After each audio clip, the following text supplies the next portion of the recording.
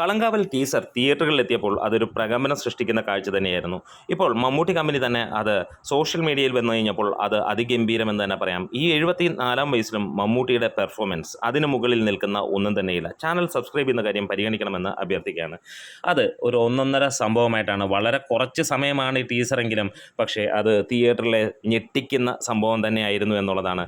ഇവിടെ നമുക്കൊരു കാര്യം പറയാൻ കഴിയുന്നു, ഇത് മമ്മൂട്ടിയുടെ കരിയർ ബെസ്റ്റ് മൂവി തന്നെയാണ്. അതായത് ഭ്രമയുഗം കഴിഞ്ഞാൽ മമ്മൂട്ടിയുടെ കരിയർ ബെസ്റ്റ് ഏതെന്ന് ചോദിച്ചാൽ അവിടെ നിന്ന് മാറ്റം വരുന്നു, അത് കളങ്കാവലിലേക്കാണ്.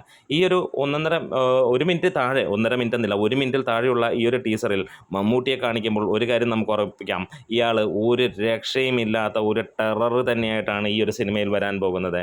അതെ, സൈനൈഡ് മോഹനാണോ, ഇനി അതിലും മുകളിലുള്ള ആളാണോ, അതൊന്നും നമുക്ക് ഇതുവരെ വെളിവായിട്ടില്ലെങ്കിലും ഒരു കാര്യം ഉറപ്പാവുകയാണ്, ഇത് നമ്മളെ ഞെട്ടിക്കുന്ന സംഭവം തന്നെയാണ്.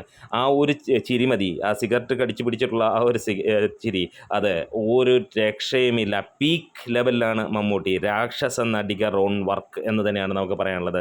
അത് അക്ഷരാർത്ഥത്തിൽ തിയേറ്ററുകളെ ഇളക്കി മറിക്കുകയായിരുന്നു ഈ ഒരൊറ്റ ടീസർ കൊണ്ട് തന്നെ. അതുമാത്രമല്ല, സോഷ്യൽ മീഡിയയിൽ തരംഗമാവുകയാണ്. അതെ, ഇങ്ങനെ അഭിനയിക്കാൻ മലയാളത്തിൽ വേറെ നടനില്ല എന്നുള്ളത്. അതുതന്നെയാണ് മമ്മൂട്ടിക്കുള്ള പോസിറ്റീവും. അതെ, കഴിഞ്ഞ ഏതാനും കാലങ്ങളായി മമ്മൂട്ടിക്ക് കോമ്പറ്റീറ്റർ ഇല്ല എന്നുള്ളതാണ്. ഏകദേശം 5-6 വർഷമായിട്ട് മമ്മൂട്ടിയെ വെല്ലാൻ മലയാളത്തിൽ നിന്നല്ല ഇന്ത്യൻ സിനിമയിൽ തന്നെ ആരുമില്ല. അത് വീണ്ടും വെളിവാകുകയാണ് ഈ ഒരു സിനിമയിലൂടെ. ഇപ്പോൾ ടീസർ കണ്ട് ഇഷ്ടപ്പെട്ടവരാണെങ്കിൽ ഒന്ന് കമൻസോടെ പറയാം. നമ്മുടെ വീഡിയോസ് ഇഷ്ടമെങ്കിൽ സപ്പോർട്ട് ചെയ്ത് തരണം. Great medias.